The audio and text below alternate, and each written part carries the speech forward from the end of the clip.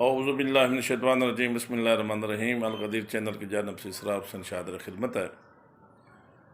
आज का हमारा उन्वान है कि कसम तोड़ने का कफ़ारा फ़िक़्ह मोहम्मद वाले मोहम्मद में क्या है। जब कोई आदमी कसम खाता है, मिसाल के तौर पर वो कसम खाता है कि मैं सुबह की नमाज कभी कज़ा नहीं करूँगा या तंबाकू नोशी नहीं करूँगा, 2 दिन वो नमाज बाकायदगी से पढ़ता है, तीसरे दिन वो उसे कज़ा कर बैठता है और बाकायदा वक्त पर नहीं पढ़ता जिसकी उसने कसम उठाई थी, और 2 दिन तक वो सिगरेट पे काबू पाता रहा है, तीसरे दिन मजबूर होकर वो सिगरेट पीने लग गया है, तो गोया उसने अपनी कसम जो उसने उठाई थी तोड़ दी।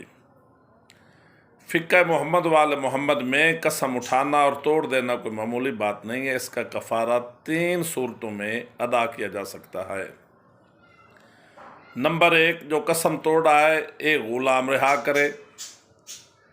नंबर 2, 10 गरीब और फ़कीर लोगों को पेट भर कर खाना खिलाए। नंबर 3, वो 3 रोज़े मुसलसल रखे। ऐसा नहीं है कि एक रोज़ा रखा फिर 8-10 दिन उसमें रेस्ट कर लिया फिर रोज़ा रखा, नहीं, पै दर पै मुसलसल रोज़े रखें। तो मोमिनीन किराम ज़रा आप गौर फरमाएं, हम में से कितने लोग होंगे जो कसम को उठा कर तोड़ते होंगे और तोड़ने के बाद इस तरह कफ़ारा अदा करते होंगे। मेरे ख्याल में कसम तोड़ने वालों की तादाद गिनी भी नहीं जा सकती और कफ़ारा देने वाले लोगों की तादाद तकरीबन न होने के बराबर है। तो हमें चाहिए कि कसम उठाते वक्त भी ख्याल करें,